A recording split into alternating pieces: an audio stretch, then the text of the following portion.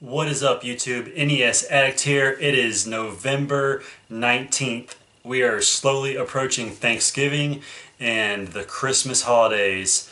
So with that, I just want to show you guys a little video that I found online many years ago when I first started collecting that invokes so much nostalgia when it comes to the NES and buying old school Nintendo games. So sit back, relax, and get ready for 2020 to present Nuts for Nintendo. We don't know how to free Zelda, but we do know why kids love them and critics hate them. John Stossel reports Nuts for Nintendo when 2020 continues.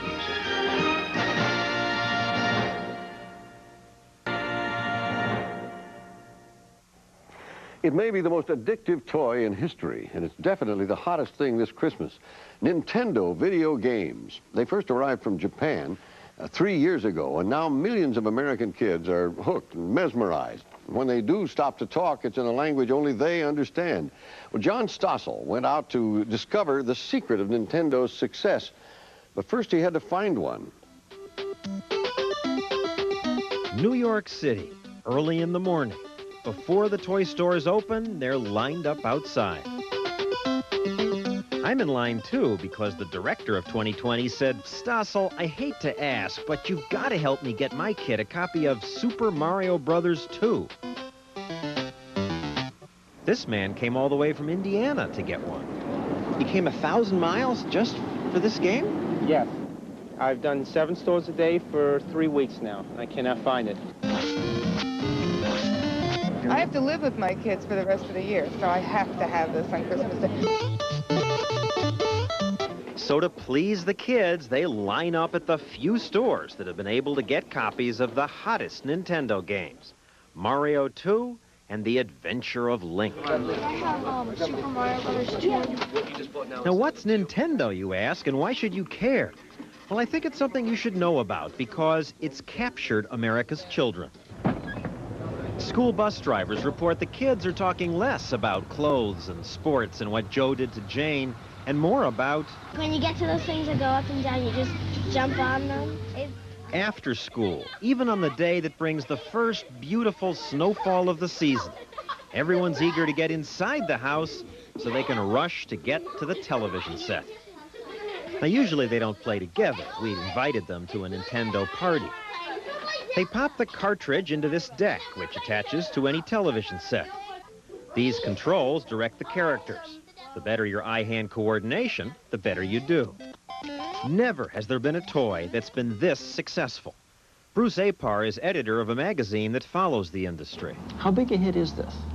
This is as big or bigger than anything the toy industry has ever seen. I'll give you one comparison. Barbie, which is an institution, does about $500 million a year. Nintendo does over 3 times as much. Now, why is it so successful? Well, the people in the industry say Nintendo simply has the best games. They come in 2 categories. Sports games such as tennis, hockey, football, boxing, all with good graphics and sound effects. Even more popular are the adventure games like Super Mario. They tend to have ludicrous plots. Mario is an Italian plumber who, under your control, enters the Mushroom Kingdom to fight off killer turtles and deadly ducks until he can rescue the Princess Toadstool. The kids love it. What's good about it? Birdo. He shoots the eggs out of his nose. And also there's this part where you can't go anywhere except for fall down a pit, but you pick up this thing and this rocket appears out of nowhere and it flies to another board. It's weird. And it's a big improvement over the first video games like Atari's Pong and Space Invaders, because today's computer chips are better. They have more memory. There's much more involved in playing the game, much more excitement. There's better use of colors, better use of music. It's not just stick figures anymore. We have literally over 100 different characters, people, animals, wizards, spells.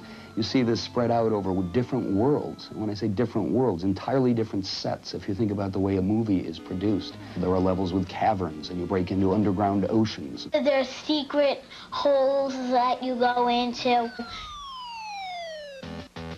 The kids delight in finding new twists to the games, secret passages they didn't discover the first times they played, bizarre new weapons. You're throwing things that I've never even discovered in this game. Yeah, because you don't know. If you're a grown-up, you hardly do this. If you're a grown-up, you have work to do. Now, the chips, the technology that goes into this, was invented in the United States. Yet, the Japanese are the ones who make it a hit. Why is that? Nintendo is a 100-year-old company in Japan, and they learned their lessons well. When buyers lost interest in the first generation of video games about 4 years ago, Nintendo quietly watched as American companies quit the business. Nintendo then bought licenses to the best of the arcade games. They created new games by getting independent designers to compete against each other for the right to work with Nintendo. Nintendo, please hold. One moment. Thank you. May I help you? And in Seattle, at the company's U.S. headquarters, they listened to the customers.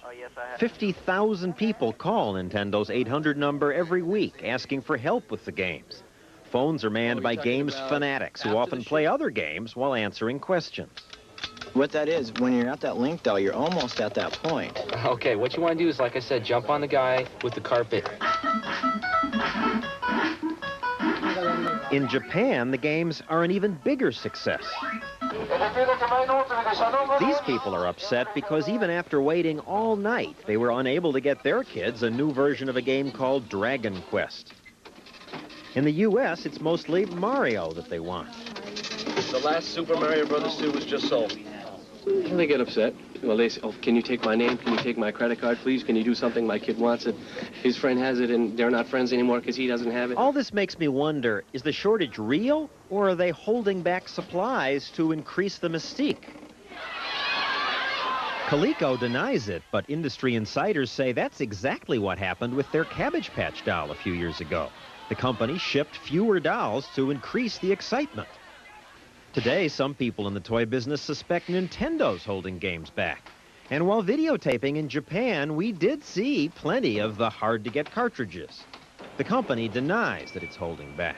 Believe me, creating a shortage of this kind was nobody's design, and it's just one of those combinations of demand that far exceeded our most optimistic projections and an inability on the chip supplier to fulfill it.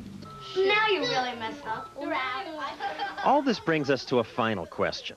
Should parents buy these games at all? The National Coalition Against Television Violence thinks they shouldn't because they say they're bad for kids. Like, I like how you shoot the people with boomerangs and bombs. I just like jumping on things and killing them and shooting things. The coalition says this will make some kids act violently. Well, I don't know about that, but there's another problem. Watching the kids play, seeing the intensity of their interest, the word obsession comes to mind. I bet I'm much better than him at Zelda. How many hours you play a day? Around 1 or 2. 2 hours a night. It's a When lot. you should be doing your homework? Yeah. She doesn't like This it. girl's mother doesn't like the game. Because she thinks that you're going brain dead while you're watching it. Maybe you will be brain dead from staring at this thing all the time. No. And while we were talking, Mom was watching all this warily. Gets their mind off school when they first come home from school, but then it gets their mind totally off school. So we had to take it away for a while because homework wasn't getting done, bedtime got pushed aside. What do you mean take it away for a while? I disassembled it and put it in the back of a closet for a while. But now you're letting them play again. Not as much.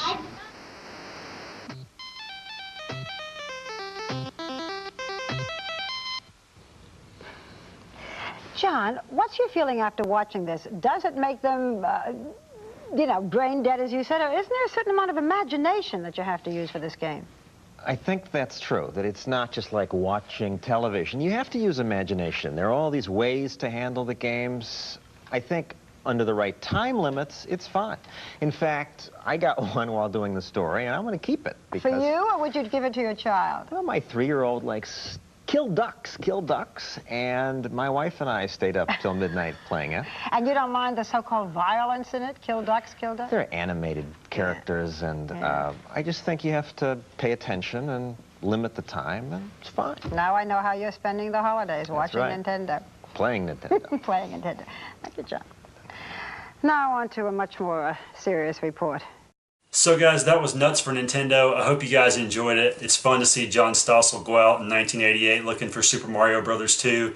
And I love that line at the end by Barbara Walters where she completely writes off any credibility to a story about Nintendo. I thought that was hilarious. Anyway guys, hope you guys have a great Thanksgiving. I'll see you next week.